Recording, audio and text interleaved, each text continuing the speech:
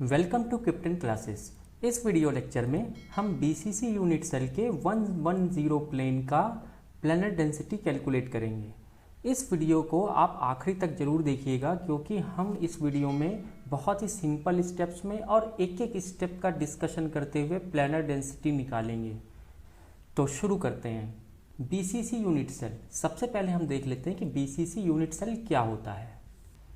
BCC unit cell का मतलब है body centred cubic unit cell, यानी कि ये क्यूबिक यूनिट सेल है, यानी कि A equals to B equals to C and alpha beta gamma equals to 90 degree. इस डायग्राम में आप बीसीसी यूनिट सेल देख सकते हो जिसके अंदर क्यूब के हर एक कॉर्नर पे एक एटम सेंटर है, हर एक कॉर्नर पे एक एटम सेंटर है और साथ ही साथ बॉडी सेंटर पे जो इस यूनिट सेल का बॉडी सेंटर है वहाँ पर भी आपका एक एटम है, यानी कि 8 कॉर्नर्स हैं तो 8 एटम्स हैं वहाँ पर, और एक बॉडी सेंटर है तो उस बॉडी सेंटर पे एक एटम आपका है, यानी कि 8 कॉर्नर्स पे आपके एटम के सेंटर हैं और एक बॉडी सेंटर जो इस यूनिट सेल का बॉडी सेंटर है वहाँ पर भी एक एटम का सेंटर है। ठीक है, एक पूरा का पूरा एटम आपके बॉडी सेंटर पे है और 1/8 part of atom is at the corner of this unit cell. दूसरी बात जो आपको ध्यान रखनी है body centred cubic unit cell का, कि जो डायगोनल है इसका यूनिट सेल का, उसके अलोंग आपका जिन एटम्स का सेंटर है वो एक दूसरे को टच करेंगे। ठीक है, तो यहाँ पर एक कॉर्नर, एक बॉडी सेंटर वाला एटम और एक अपोजिट कॉर्नर वाला एटम। ठीक है, ये तीनों एटम एक दूसरे को सरफेस पे टच करेंगे। ठीक है, बॉडी डायगोनल के अलोंग। तो यहाँ पर आप दूसरा डायग्राम देख सकते हो जो रिड्यूस स्फीयर मॉडल है।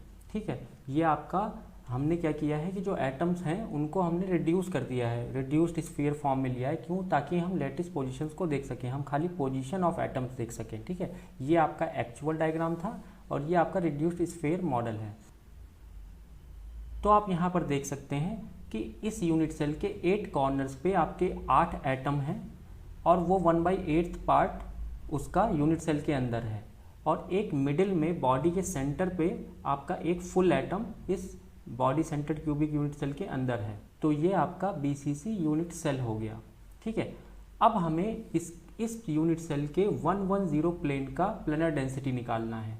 तो जो सबसे पहला स्टेप होगा मेरा वो होगा लोकेट करना कि 110 प्लेन इस यूनिट सेल में कहाँ पर है। तो हमें लोकेट करना है, मिलर इंडिसेस गिवन है, उससे हमें निकालना है कि 110 प्लेन कहाँ है।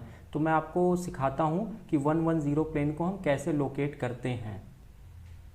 तो जो हमारा गिवन प्लेन है उसकी मिलर इंडिसेस है 110। ठीक है, तो सबसे पहला स्टेप है कि हमें इस 110 का रेसिप्रोकल करना है, यानी कि x इंडाइसिस y और z इंडाइसिस का रेसिप्रोकल करना है। तो 1 का रेसिप्रोकल आपका 1/1, 1 का 1/1 और 0 का रेसिप्रोकल 1/0। ठीक है, तो यहाँ से जो हमारा 1/1 करने से आया ये 1 होगा, 1/1 इज 1 एंड 1/0 इज इन्फिनिटी। और ये जो आपका आया है 1 1 इन्फिनिटी, यही x इंटरसेप्ट, y इंटरसेप्ट और z इंटरसेप्ट है। ठीक है, तो आपका x intercept, y intercept, z intercept calculate हो गया। अब हम एक यूनिट सेल ड्रॉ करेंगे। ठीक है, इस यूनिट सेल में मैंने आपको जो रेड मार्क किया हुआ है कॉर्नर्स पे वो आपको मैंने एटम की पोजीशंस दिखाई है खाली। ठीक है, और एक बॉडी में भी, बॉडी सेंटर में भी एक एटम की पोजीशन है और 8 कॉर्नर्स पे है। ठीक है, अब हम क्या करेंगे, ओरिजिन को मार्क करेंगे। जो हमारा कन्वेंशनल ओरिजिन होता है पीछे के साइड में क्यूब में, उसको मैंने मार्क कर लिया ओरिजिन। ठीक है, उसके अकॉर्डिंग मैंने y axis, z axis and x axis draw कर लिया। आपको याद रखना है कि कन्वेंशन आपको हमेशा सामने की तरफ x, हॉरिजॉन्टल डायरेक्शन में y और ऊपर की डायरेक्शन में z, पॉजिटिव z बनाना है। ये आपका कन्वेंशन है, आपको ध्यान रखना है।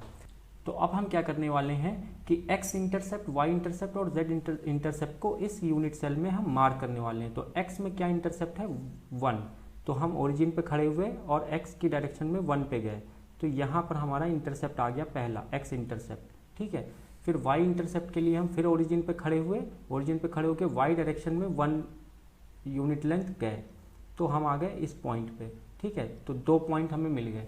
तीसरा z इंटरसेप्ट, अब z इंटरसेप्ट आपका इन्फिनिटी है। इन्फिनिटी का मतलब ये है कि ये जो प्लेन है ये आपका पैरेलल है जेड एक्सिस के, ये आपका प्लेन पैरेलल है जेड एक्सिस के।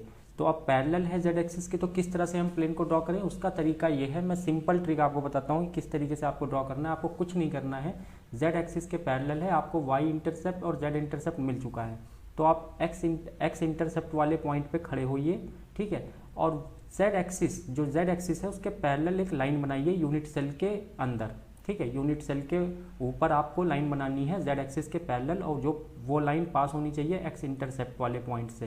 तो एक्स इंटरसेप्ट वाला पॉइंट ये है। अब यहाँ से मैं जेड एक्सिस के पैरेलल एक लाइन ड्रॉ करूँगा, ये मैंने लाइन ड्रॉ की, ठीक है, छोड़ दिया। अब वाई पे गए तो वाई इंटरसेप्ट वाला पॉइंट ये है, और जेड एक्सिस के पैरेलल हम वाई इंटरसेप्ट से पास होती हुई एक लाइन बनाएंगे। ये जेड एक्सिस है, इसके पैरेलल वाई इंटरसेप्ट से पास होती हुई लाइन बनाएंगे। तो ये मैंने एक ड्रॉ की यूनिट सेल के अंदर एक लाइन, ठीक है। अब आपको दो एजेस मिल गए किसी भी प्लेन के। अब इन दो एजेस को आपको क्या करना है, ज्वाइन कर देना है। इन दो एजेस को ज्वाइन कर देना है, और ज्वाइन करते ही आपका प्लेन आपको मिल जाएगा। फिर हमने जो एच पे पॉइंट्स थे उनको ज्वाइन कर दिया, और ज्वाइन करने के बाद हमें ये प्लेन मिल गया, और यही प्लेन क्या है, 110 प्लेन, ठीक है। ये आपका 110 प्लेन है। अब जब हमें प्लेन मिल गया है, 110 प्लेन मिलने के बाद हमें उस प्लेन के ऊपर देखना है कि किन एटम्स का सेंटर उस प्लेन के ऊपर लाई कर रहा है, ठीक है। तो ये आपका यहाँ पर 110 प्लेन है। अब हमें देखना है कि कौन कौन से एटम्स हैं जिनका सेंटर इसके ऊपर लाई कर रहा है। तो इस नीचे वाले डायग्राम में आप देखिए, यहाँ पर इस कॉर्नर पे एक एटम है आपका, इस कॉर्नर पे एक एटम है अपोजिट कॉर्नर पे, और इस अपोजिट कॉर्नर पे एक एटम है। यानी कि एक एटम, ये दो एटम, ये तीसरा एटम और ये चौथा एटम जो इस प्लेन के कॉर्नर्स पे है, ठीक है। और एक बॉडी सेंटर्ड वाला जो एटम है उसका भी सेंटर इसी प्लेन के ऊपर लाई कर रहा है। यानी कि ये जो बॉडी सेंटर वाला एटम है इसको ये टू पार्ट्स में डिवाइड कर रहा है, ये वाला 110 प्लेन, ठीक है। यानी कि आपके पास टोटल 5 एटम्स हैं जिनका सेंटर आपको मिल रहा है इस प्लेन के ऊपर, ठीक है। तो सेंटर तो आपको मिल गया, लेकिन अब आपको यहाँ पर सेंटर के बाद सेंटर्स तो मिल गए कि आपके पास 5 एटम्स हैं, यहाँ पर आप देख सकते हो 4 कॉर्नर्स पे और एक बॉडी पे, जिनके सेंटर इस यूनिट सेल के ऊपर है। लेकिन अब हमें एटम्स टोटल नहीं काउंट करने, हमें equivalent number of atoms count करने हैं। यानी कि equivalent number of atoms in terms of what, in terms of area, कि कितना एरिया उस इस प्लेन के ऊपर है उस एटम का, उस पर्टिकुलर एटम का जिसका सेंटर इसके प्लेन के ऊपर है, ठीक है। तो उस एरिया को हमें काउंट करना है, और एरिया को काउंट करने के लिए मैं आपको शॉर्ट ट्रिक बताऊंगा कि क्या शॉर्ट ट्रिक है उस एरिया को काउंट करने के लिए, वो मैं अभी आपको डायग्राम में समझाता हूँ। तो सबसे पहले हमें इस प्लेन को बाहर निकालना है, अलग से डायग्राम बनाना है, उसके बाद हम देखेंगे कि कितना पार्ट ऑफ एरिया किस एटम्स का उसके ऊपर लाई कर रहा है। अब हमें प्लेन मिलने के बाद हमें पता चल चुका है कि ये जो 5 एटम्स हैं 1 2 3 एंड 4 और 5वां ये वाला बॉडी सेंटर वाला, तो ये 5 एटम्स के सेंटर इस प्लेन के ऊपर है। कौन से प्लेन के ऊपर, 110 प्लेन के ऊपर। तो अब हमें देखना है कि इंडिविजुअल एटम का कितना पार्ट ऑफ एरिया कंट्रीब्यूट कर रहा है इस प्लेन के ऊपर। उसको देखने के लिए आपको एटम नंबर 1 पे मैं जाता हूँ, और एटम नंबर 1 पे देखता हूँ कि ये जो आपका प्लेन दिख रहा है, ये इसका जो कॉर्नर है, इनका जो एंगल है, ये एक्चुअल में 90 डिग्री है। इस डायग्राम में भी देख सकते हो आप, ये एक्चुअल में 90 डिग्री है, ठीक है। आपको ये स्लैंट दिख रहा है, लेकिन ये है एक्चुअल में 90 डिग्री। तो ये सारे कॉर्नर्स पे जो एंगल है वो क्या है, 90 डिग्री। ये एक रेक्टेंगुलर प्लेन है, ठीक है, 90 डिग्री। तो ये जो आपका एटम है ये 90 डिग्री कंट्रीब्यूट कर रहा है आपका इस प्लेन के ऊपर। तो आपको मैंने पहले ही बताया था कि 360 डिग्री इक्वल्स टू 1 एटम। तो 90 डिग्री आपका कितना हो जाएगा, 1/4 एटम एरिया, ठीक है, 1/4 एटम एरिया। इसका मतलब ये है कि जो हैश्ड पार्ट है एटम नंबर 1 का, ये कंट्रीब्यूट कर रहा है 1/4 पार्ट, ठीक है। और ये जो दूसरा एटम है इसका भी हैश्ड एरिया कितना कंट्रीब्यूट कर रहा है, 1/4 part of area to this plane. और ये भी तीसरा एटम भी 1/4 पार्ट, और ये जो चौथा एटम है इसका भी area contribution 1/4 part of this atom. अब ये जो फिफ्थ एटम है जो बॉडी के सेंटर पे है, और आपको मैंने पहले ही बताया कि ये जो प्लेन है इस एटम को हाफ में कट कर रहा है, ठीक है। तो हाफ में कट कर रहा है यानी कि पूरा का पूरा एटम जो है इस प्लेन के ऊपर ही है। तो ये जो फिफ्थ एटम है ये पूरा पूरा फुल, ये फुल कंट्रीब्यूट करेगा, ये फुल एटम है आपके इस प्लेन के ऊपर, ठीक है। तो ये फिफ्थ एटम है ये आपका कंट्रीब्यूट करेगा one part of this atom, यानी कि फिफ्थ एटम वन पार्ट और बाकी जो चार हैं वो 1/4 पार्ट 1/4 पार्ट 1/4 पार्ट कंट्रीब्यूट कर रहे हैं इस प्लेन के ऊपर। तो अब हमें प्लैनेट डेंसिटी का फॉर्मूला देखना है कि प्लैनेट डेंसिटी का फॉर्मूला होता क्या है। अब हमारा प्लैनेट डेंसिटी का फॉर्मूला है equivalent number of atoms having centres on that plane divided by area of that plane, ठीक है। तो एरिया निकालना है हमें उस प्लेन का और equivalent number of atoms which have centres on the that plane निकालना है। तो हमने निकाल लिया है कि इक्विवेलेंट नंबर ऑफ एटम कितने हैं, ठीक है। इक्विवेलेंट नंबर ऑफ एटम कितने हैं ये हमने निकाल लिया है और वो हम यहाँ पर लिखेंगे। तो इक्विवेलेंट नंबर ऑफ एटम हमने जो निकाला है वो है 1/4 पार्ट अपना एरिया का कंट्रीब्यूट कर रहे हैं कितने एटम, 4 एटम, और प्लस एक एटम जो बॉडी में है वो पूरा का पूरा पार्ट कंट्रीब्यूट कर रहा है इस प्लेन के ऊपर, यानी 1/4 × 4 यानी कि 1 + 1 इक्वल्स टू 2 एटम्स, यानी कि 2 एटम अपने एरिया को कंट्रीब्यूट कर रहे हैं इस प्लेन के ऊपर, ठीक है। इक्विवेलेंट नंबर ऑफ एटम हमारा कैलकुलेट हो गया। अब हमें निकालना है एरिया ऑफ प्लेन, ठीक है, एरिया ऑफ प्लेन। अब इस प्लेन का एरिया निकालना है, बहुत आसान है, ये सारी चीज़ें आपको पता है पहले से ही, ठीक। तो एरिया ऑफ प्लेन के लिए आपको पता है कि ये क्यूबिक यूनिट सेल है जिसका जो साइड लेंथ है वो a है, ठीक है। और ये जो प्लेन है आपका 110 प्लेन, इसका जो एक एज है उसकी जो लेंथ होगी वो कितनी होगी वो हमें कैलकुलेट करनी है। तो आप यहाँ से देख सकते हो क्यूबिक यूनिट सेल है, यानी कि ये एंगल आपका 90 डिग्री होगा और ये एंगल 90 डिग्री होगा, तो ये हाइपोटेन्यूस होगा आपका। तो आपकी ये डायगोनल वाली लेंथ है इसको आपको कैलकुलेट करने के लिए क्या करना होगा, √a² + a², यानी कि ये आ जाएगा आपका a√2, ठीक है। तो इस डायगोनल की लेंथ हो गई a√2 और ये वाली जो लेंथ है आपकी ये है आपकी a, ठीक है। तो इसका एरिया कितना हो जाएगा, area of that plane will be a × a√2, यानी कि a²√2।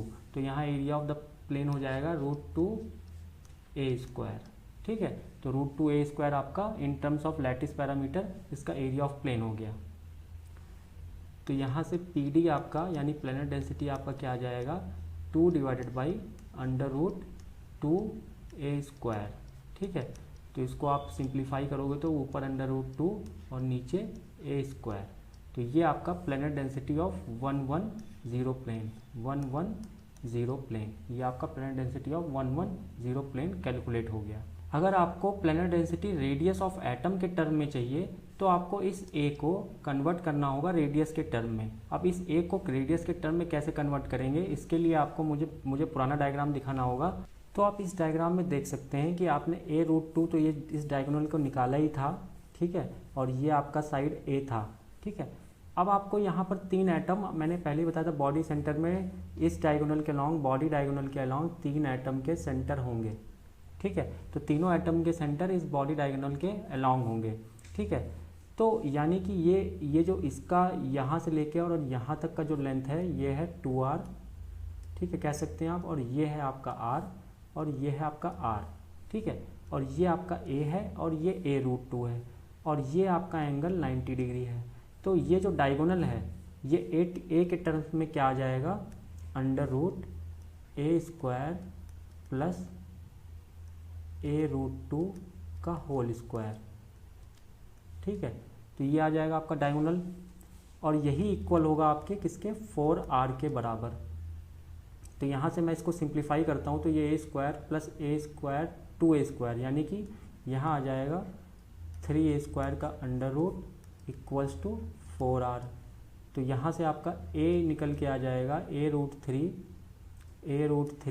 इक्वल्स टू 4r और यहाँ से आपका a आ जाएगा a इक्वल्स टू 4r/√3, ठीक है, 4r/√3। यानी कि अगर आपको प्लैनेट डेंसिटी निकालना है 110 प्लेन का in terms of radius of atom, तो आपको इस a को रिप्लेस कर देना है 4r/√3 से, यानी कि √2 तो ऊपर है ही, और a को रिप्लेस करना है आपको 4r/√3 से, यानी कि 4r/√3 का होल स्क्वायर।